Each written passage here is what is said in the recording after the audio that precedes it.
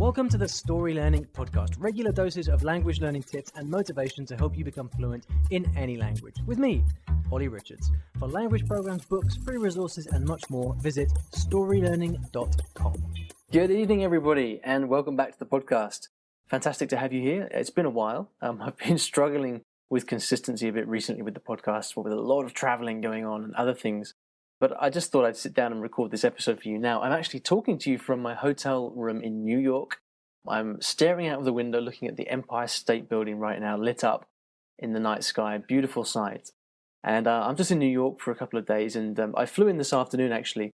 Took a flight from London this morning and arrived here a few hours ago. And, usually the flight to New York isn't too bad. It's a daytime flight, so usually I kind of have the energy to go out in the evening a little bit. But I just felt a bit tired today, and I thought instead of going out, I thought I'd sit and talk to you guys because I miss talking to you guys. It's been I don't like it when I take a little breaks like I have recently.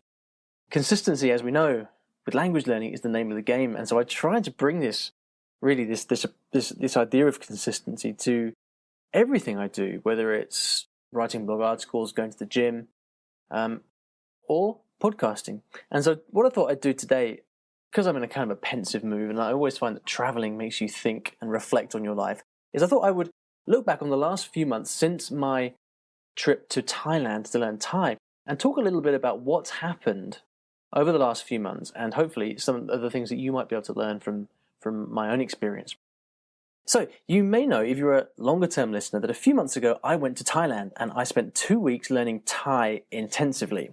Now, one of the great things that I did in Thailand was I made a daily YouTube video documenting my experience of learning Thai. You can see me on day 1 and on day 14, including a long conversation in Thai with my tutor at the end of that.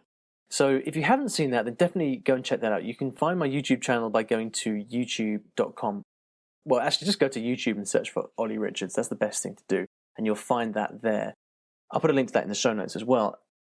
And, I was really pleased with the amount of progress that I made in those 2 weeks. And I think a lot of people actually wrote to me after that and they said, you've really kind of made me, just kind of galvanized me a little bit and given me a bit of a motivational boost for my Thai or for some other language, because it's kind of clear, really, when you look at this kind of project, that in a very short space of time you can achieve a lot.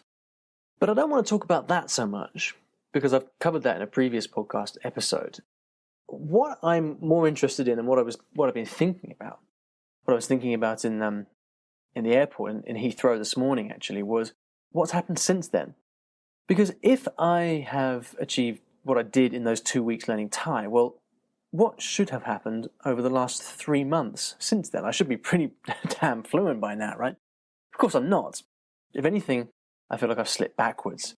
And when I decided to leave Thailand and go back to London, I always knew, to be honest, and I did discuss this in some of the videos, but I always knew that Thai wasn't going to be something I would keep up as a kind of primary language because I was focusing on Cantonese, and I still am. And I decided that with Thai, what I would do is initially I thought I might have a lesson every 2 weeks or something and just spend an hour speaking.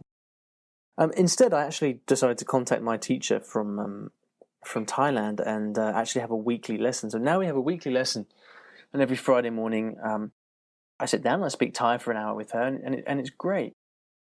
I've also been focusing on reading the Thai alphabet, and I can now pretty much read Thai. I think there's a few consonants I still haven't learned, but so that's the kind of the level of studying that I've been doing. Having achieved what I did in those 2 weeks and got to a kind of basic conversational fluency level. I mean, very basic, but conversational nonetheless. I have done basically 1 hour a week of lesson and then maybe half an hour once or twice during the week of homework. Now, here's the interesting thing.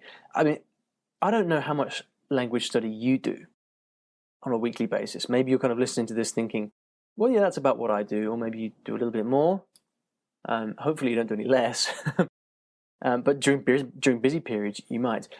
here's the thing. From the 1 hour lesson a week I have, and then with the little bits of homework I do, I feel that not only have I made very little progress, but I've actually slipped backwards, and I've forgotten a lot of the stuff that I did learn when I was in Thailand.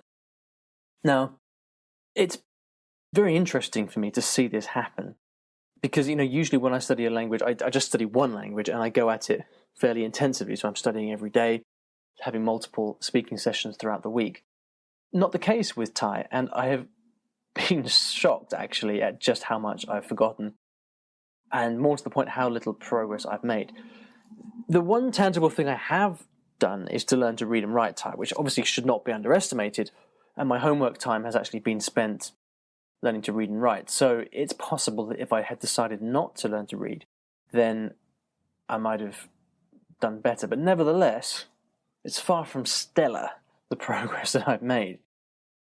Now, I think it's just really, this experience has really reinforced in me the fact that the language that you're learning needs to be a lifestyle choice. It needs to be something that you're working at every day. So when I'm on the tube in London or on a bus or whatever, and I have a bit of free time, I don't practice Thai. I practice Cantonese. That's my main language. And so I don't have this daily attention that I'm bringing to Thai, and I think that's what it is. That's what's causing the problem. Whenever I sit down to do a bit of study, or whenever I have my lesson every week, it's like, wow, I have to completely reset my brain because I just haven't looked at it, haven't thought about it during the week. Now, in my particular case, that's actually fine for me, because my main objective with Thai really is actually to keep it ticking over until I go back to Thailand, hopefully next year, and I might have another intensive study period. So I don't mind this progress. Obviously, I'd like to have more, but that's not the case, and that's fine.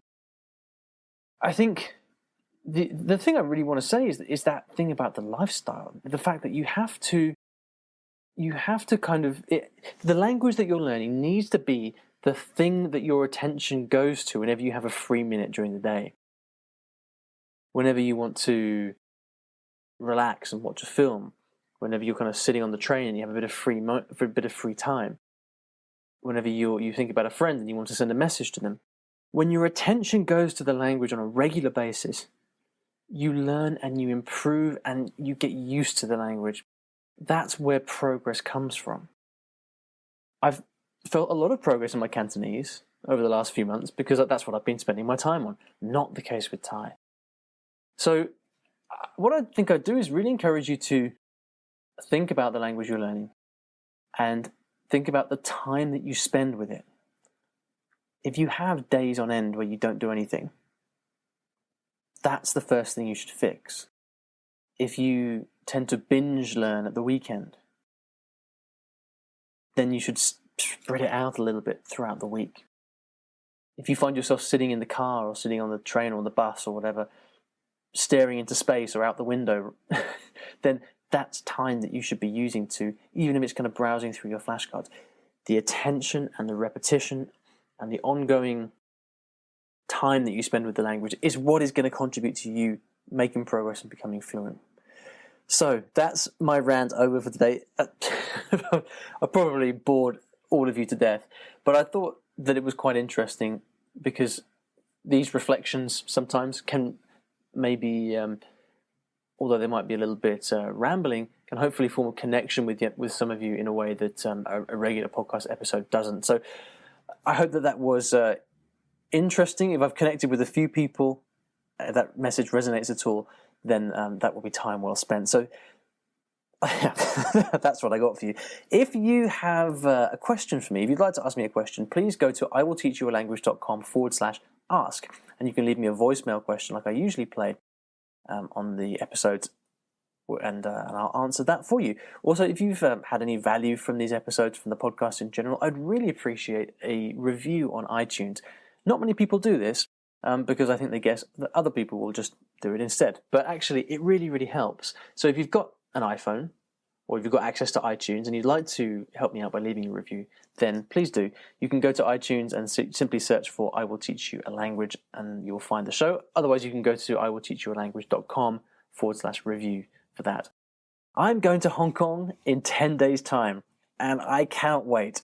This is my next big language project, really. I've got 2 months in Hong Kong, at least. I might extend, but the current state of play is I've got 2 months in Hong Kong. And I intend to study the hell out of Cantonese. This is really... I've been plodding along with this language now for a couple of years. It's make or break time for me now. I really feel like I need to make some serious progress. It's now or never. So, follow along on YouTube and Instagram. That's where all the action is going to be happening. Regular videos, regular posts, and clips of things and stuff and weird whatever that I find in Hong Kong. I'll put links to that in the show notes. You'll be able to find them at iwillteachyoualanguage.com/episode 149. So if you're not subscribed to those social media channels, then that's the place where you'll find the links to do that. Thank you very much for listening, and I'll see you in the next episode of the podcast. Thanks for listening to today's episode, and in case you didn't already know, I teach languages in a rather unusual way through stories. Now, stories are a great way to learn a new language because when you're engrossed in a story, you remember things more easily, and the mechanics of the language just start clicking inside your brain. It's quite something, and if you'd like to find out how you can learn a new language or improve your skills in a language that you already know and do it with the power of stories, then you should check out my free Story Learning Kit, which will teach you exactly how this method works and how you can use it yourself to learn a new language. Visit storylearning.com/podkit, that's PODKIT, to get free access.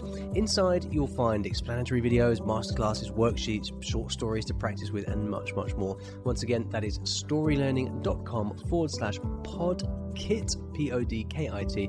And if you're lucky, you might also find a link in the podcast description or show notes of this episode.